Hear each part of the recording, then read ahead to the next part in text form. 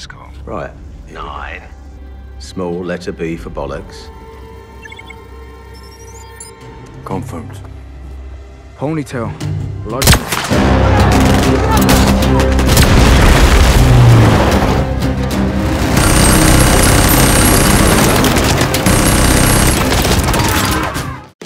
Halo warga nobar, kayak apa kabarnya bebuhan pian hari ini? Kembali lagi bersama Mamang Tobi, sang pengangguran profesional yang kali ini akan membawakan sebuah film yang akan menyuguhkan aksi tonjok-menonjok yang dilakukan oleh Jason Statham, si botak dari Goa Hantu. Menceritakan tentang agen rahasia yang diberi misi untuk menghentikan jual beli senjata mematikan yang bisa menghancurkan dunia atau malah mengakibatkan perang dunia ketiga. Dan siapapun yang memilikinya, maka dia akan menjadi penguasa. Senjata apakah itu? So, tanpa berlama-lama lagi, siapkan mata, telinga, dan anu-anuan kalian semua. Mari kita nobar dan inilah Operation Fortune Ruse de Guerre.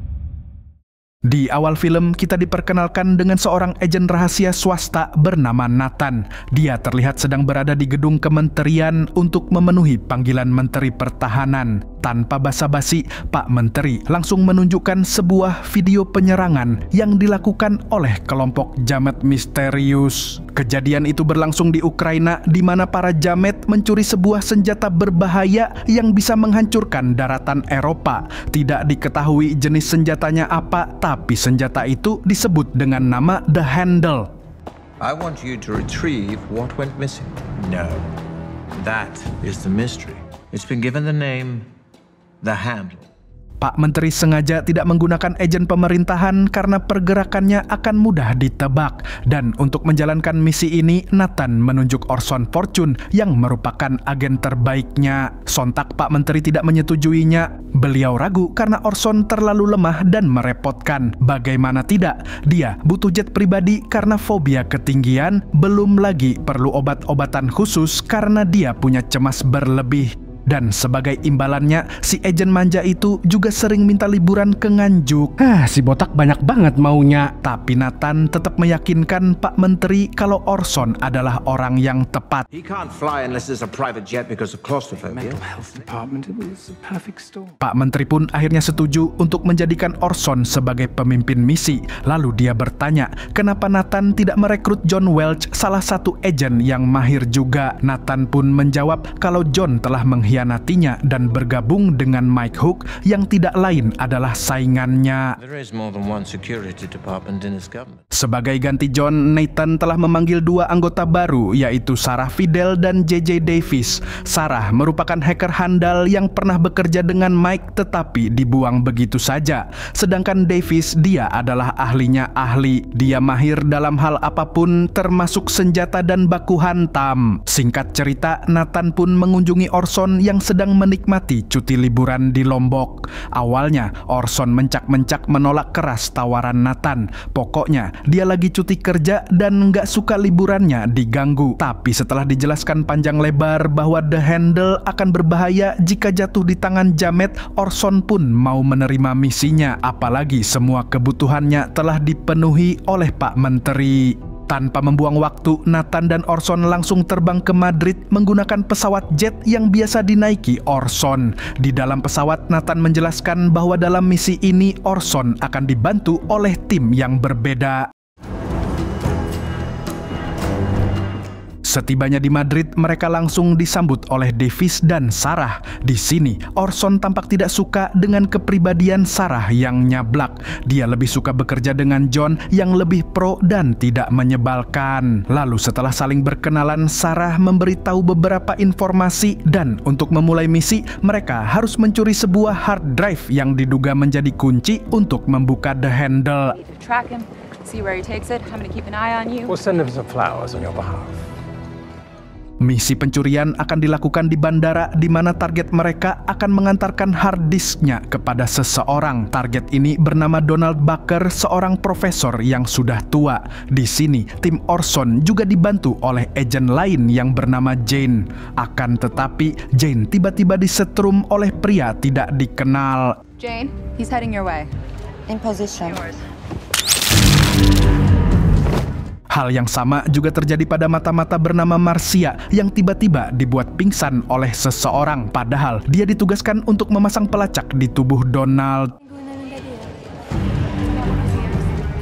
Sialnya lagi, kamera CCTV berhasil dimanipulasi sehingga Sarah kesulitan memantau dari jauh. Orson pun curiga kalau ini adalah perbuatan John. Untuk memastikannya, Nathan segera menghubungi Pak Menteri tapi malah mendapatkan jawaban ambigu. Yang jelas, kalau John berada di sana berarti Mike telah direkrut oleh departemen lain.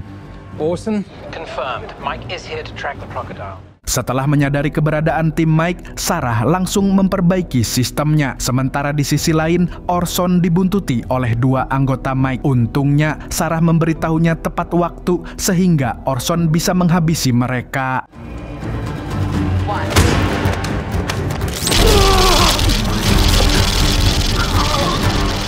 Kemudian Orson bersama Davis mengikuti Donald dan melepaskannya dari anak buah Mike yang menyamar jadi petugas bandara. Mereka lalu memasukkan Donald ke dalam mobil van di mana Nathan sudah standby di dalamnya.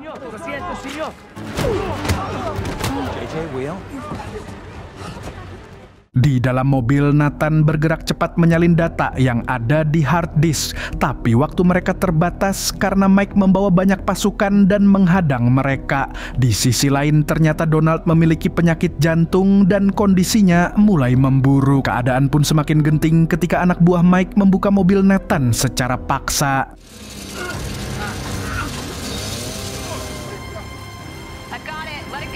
Beruntung, di detik-detik terakhir Nathan berhasil menyalin semua datanya. Dia lalu membiarkan Mike untuk mengambil hard drive tersebut. Tetapi, walaupun berhasil menyalinnya, Sarah tidak bisa membuka data di dalamnya karena terdapat password yang acak dan sulit ditebak. Dengan demikian, Orson CS harus mengantarkan drive itu langsung ke pembelinya. Untuk menjalankan misi, Nathan menyamar jadi Donald Baker lalu memberikan koper palsu kepada calon pembeli. Di sana, koper tersebut diambil oleh seorang pengacara bernama Ben Harris. Diketahui dia adalah penasehat hukum dari Greg Simmons atau yang biasa dipanggil Samidi bin Mukidi. Samidi sendiri adalah mafia senjata kelas kakap yang memiliki citra cukup baik. Dia juga sering mengadakan acara amal hanya untuk pencitraan. Seems he loves an orphan. He wants to, he made enough of them. Namun sebelum tim Orson terbang ke Cannes, Prancis, mereka akan pergi ke LA terlebih dahulu untuk menjemput seorang bintang sinetron. Dia adalah aktor favorit Samidi yang dikenal dengan nama Danny Francesco. Jadi sudah pasti Danny diundang ke acara amal Samidi. Maka dari itu rencananya Sarah akan menyamar jadi kekasih Danny agar bisa masuk dengan aman. Dan untuk membujuk sang aktor, Davis telah menyiapkan sesuatu.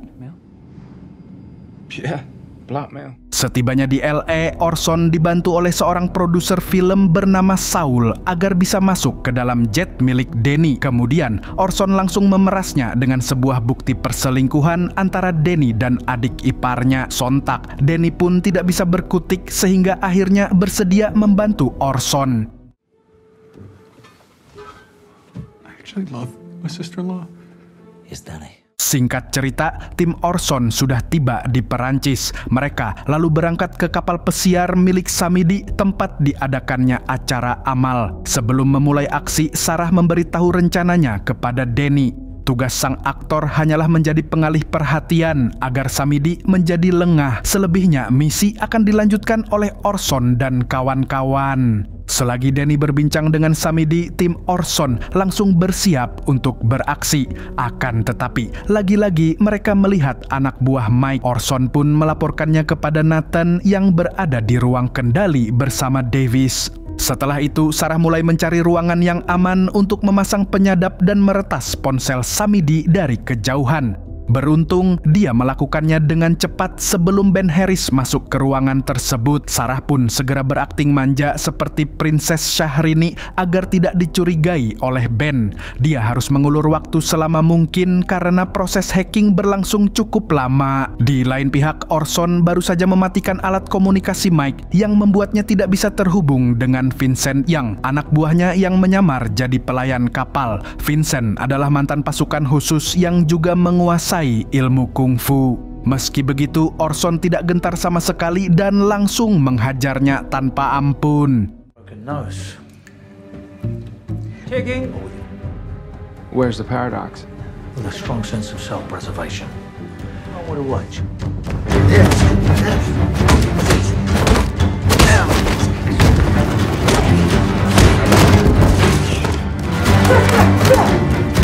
Singkatnya, Orson mampu melumpuhkan Vincent lalu membuangnya ke laut. Sementara Davis juga sudah meretas ponsel Samidi sepenuhnya. Setelah itu, Sarah kembali menemui Danny. Saat itulah Samidi mengundang keduanya untuk berlibur di Turki secara gratis. Tak berselang lama, banyak kenalan Samidi yang ingin berfoto dengan sang aktor, sehingga Sarah harus menjauh sejenak. Di sini ternyata Samidi kepincut sama Sarah dan langsung merayunya. Dengan kata lain, penyamaran Sarah berhasil. Allow me to show it to you. Think about what I said, Setelah sukses menjalankan misi, Orson, Sarah, dan Danny pun segera pulang untuk mempersiapkan aksi berikutnya. Successful evening. Debrief at 0700. Sementara itu, Nathan dan Davis mulai mendengarkan perbincangan Samidi dengan rekan bisnisnya, yaitu Alexander. Tapi dari pembahasan mereka, Nathan belum bisa memastikan kalau barang yang akan dijual adalah The Handle. Dia pun melaporkan hal tersebut kepada Pak Menteri. Selain membahas percakapan Samidi, Pak Menteri juga memastikan kalau Mike tidak disewa oleh pemerintah. Dia tidak tahu Jamet itu bekerja untuk siapa. Tell me what you have. That Alexander is selling something for $10 billion. Keesokan harinya, tim Orson kembali mengadakan rapat untuk menentukan target berikutnya. Dan setelah berdiskusi cukup panjang, Orson memutuskan untuk menyusup masuk ke villa Alexander dan menginstal penyadap di laptopnya. Kebetulan Sarah telah melacak villa si mafia Ukraina. Tanpa berlama-lama, Orson langsung tancap gas. Dia tiba di villa Alexander tepat saat tengah malam dengan menyamar sebagai perampok. Kemudian dia menyemprotkan gas pembius melalui saluran udara. Dan setelah semua orang tertidur, Orson lalu menyelinap masuk dan merampok barang-barang mafia tersebut. Dia melakukan penyamarannya dengan mulus bak perampok profesional. Ketika sudah menemukan laptopnya, Orson segera menancapkan flash disk agar Sarah bisa mendownload data-data penting di dalamnya. Whatever they control, I can control better. Saat hendak keluar, sialnya Orson ketahuan oleh dua pengawal Alexander. Kemudian inilah yang terjadi.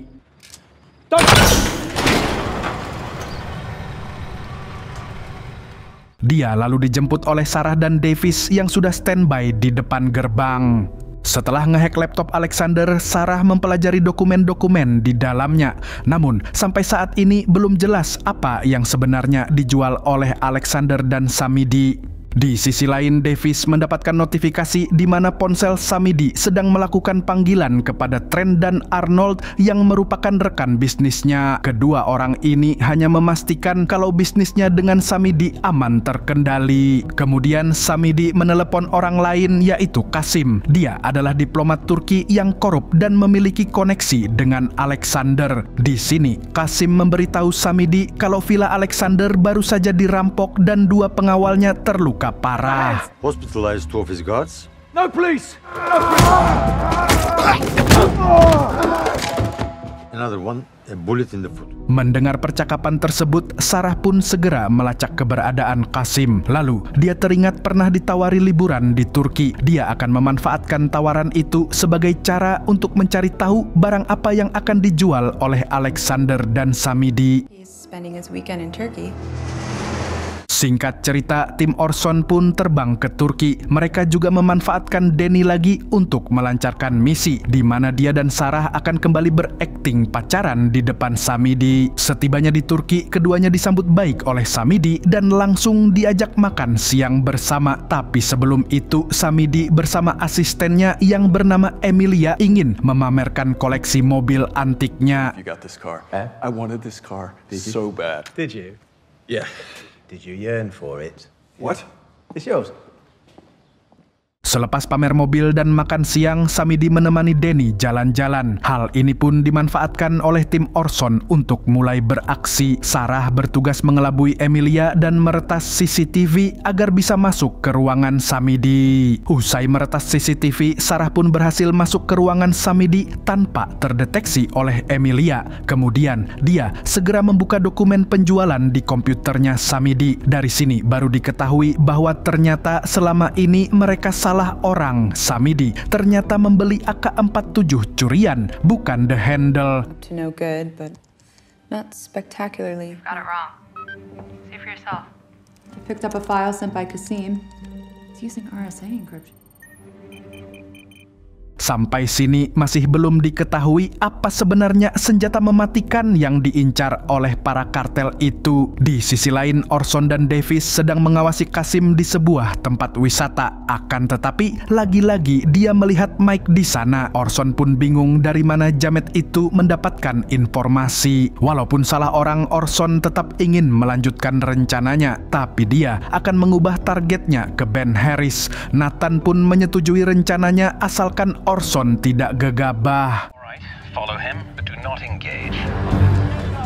Selagi Orson membuntuti Ben, Davis mengawasi dari jauh sambil memblokir sinyal ponsel pengacara itu. Dan disinilah Ben sadar kalau dia sedang diikuti. Alhasil, dia pun menyuruh anak buahnya untuk menghabisi Orson. Beruntung Orson sudah siap siaga untuk baku hantam.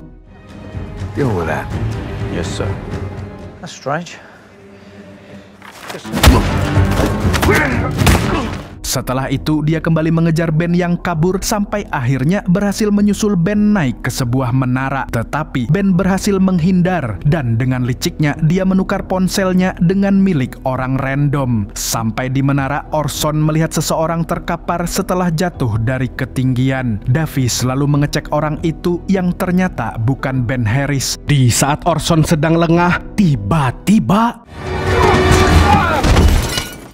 Ben yang berakhir tragis karena menyepelekan Orson lalu dibawa Orson dan Davis dalam keadaan tak bernyawa. Malam harinya tim Orson berkumpul tanpa Sarah. Nathan melapor ke Pak Menteri bahwa data yang didapatkan dari komputer Samidi adalah kunci untuk membuka data yang dibawa Donald Baker di awal film tadi. Dengan begitu, setelah data Baker terbuka, kini dapat dikonfirmasi sebenarnya apa senjata yang sejak awal film diperebutkan oleh para mafia, yang ternyata senjata itu bukan berupa senjata api ataupun senjata rudalnya Iran, melainkan sebuah AI yang diprogram dapat meretas semua jenis sistem, termasuk sistem peluncuran senjata nuklir.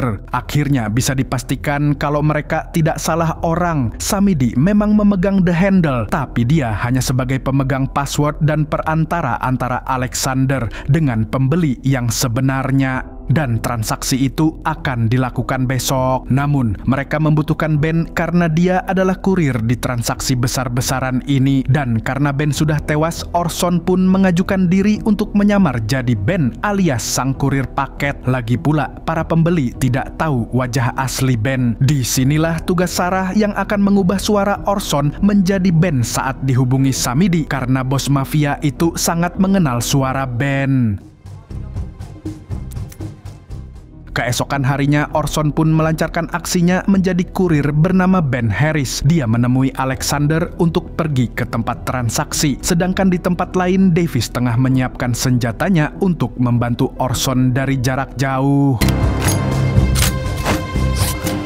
Singkatnya, transaksi pun dilakukan di tengah padang savana. Orson yang menyamar jadi kurir lantas dipertemukan dengan pembeli The Handle yang berasal dari Ukraina. Semuanya berjalan sesuai rencana. Samidi juga mau memberikan kodenya pada Orson melalui sambungan telepon. Namun ketegangan terjadi ketika di waktu yang bersamaan Emilia mulai curiga dengan kejanggalan yang ada di sistem keamanan rumah Samidi. Untungnya transaksi berlangsung tepat waktu sebelum semuanya berantakan.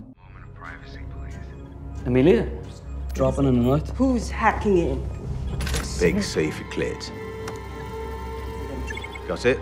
All done. Transaction. Akan tetapi walaupun transaksi berhasil, Orson masih belum aman karena ternyata ada pengawal Alexander yang mengenalinya, yaitu penjaga villa yang pernah dihajar Orson. Beruntung Davis bergerak cepat dan peperangan pun pecah.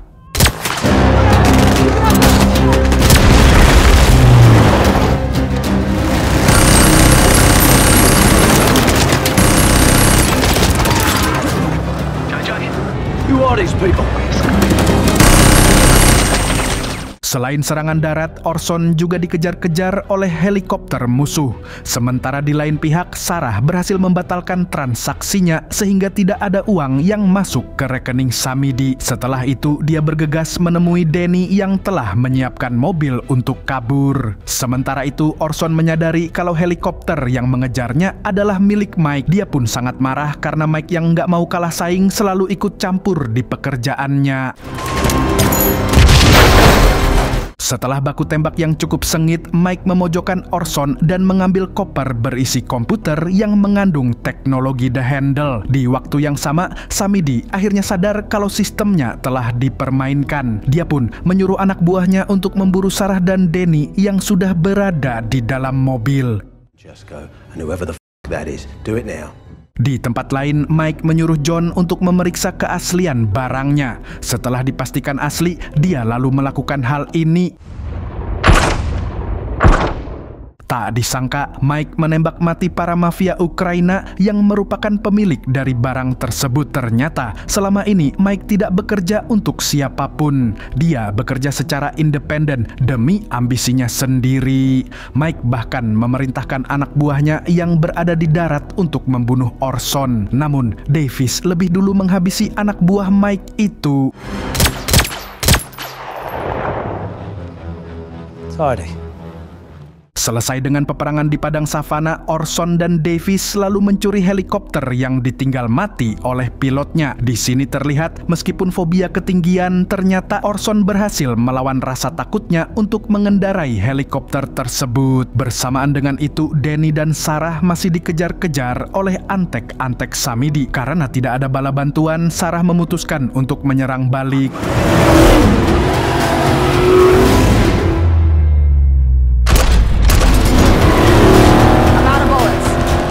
Dengan senjata yang apa adanya, Sarah berhasil menggulingkan satu mobil musuh. Namun mereka masih dikejar mobil sisanya. Untungnya saat mereka hampir tertangkap, Orson dan Davis datang tepat waktu.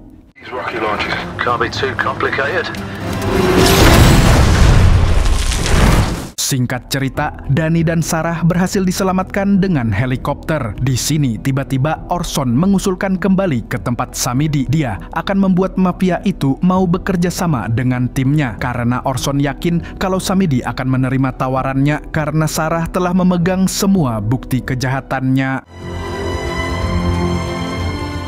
Setibanya di tempat Samidi, Orson langsung bertanya tentang identitas pembeli yang sebenarnya. Di sini terungkap kalau pembeli yang akan membayar mahal untuk The Handle adalah Trent dan Arnold. Mereka berniat mengacaukan sistem keuangan dengan teknologi AI yang ada pada The Handle. Setelah didesak dan diancam, pada akhirnya Samidi pun mau bekerja sama. Toh dia sudah terlanjur rugi bandar karena gagal menerima transferan uang. Just one last thing. Well, how can I say no?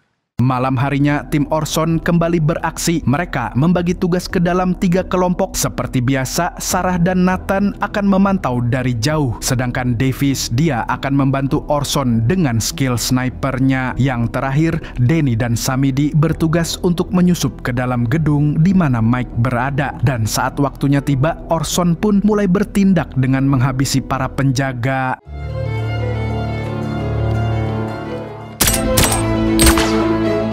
Untuk mengulur waktu, Samidi membacot di hadapan Trent, Arnold, dan Mike. Samidi sedikit kecewa karena Trent dan Arnold malah memberi komisi kepada Mike. Samidi pun akhirnya mengancam akan menghabisi keluarga Trent dan Arnold jika mereka tidak mentransfer uangnya dalam 5 menit. Setelah memastikan waktu cukup untuk Orson menghabisi para penjaga, Samidi dan Danny pun langsung pergi dari sana. Take the service elevator 1 level down.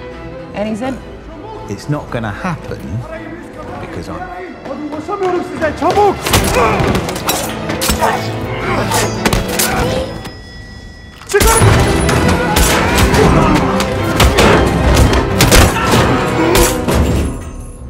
to me. Ancaman Samidi tadi ternyata berhasil membuat Trent dan Arnold kalang kabut. Namun Mike berusaha membujuk mereka dengan mengatakan kalau Samidi hanya menggertak. Karena situasinya semakin memanas, dua pihak ini pun akhirnya saling baku tembak.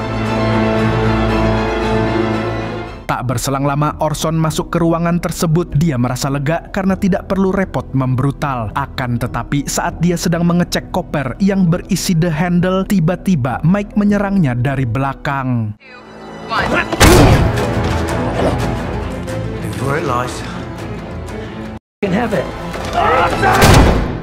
Untungnya, Orson bisa menghabisi Mike hanya dengan beberapa pukulan. Setelah dari situ, dia kemudian dijemput oleh Sarah dan Davis. Akan tetapi, Nathan tidak ada di sana. Menurut kabar, Nathan pergi meninggalkan tim karena mendapatkan misi baru di tempat lain. Tanpa memikirkannya, Orson langsung mengajak Sarah dan Davis untuk liburan bersama. Roger. We're going on holiday.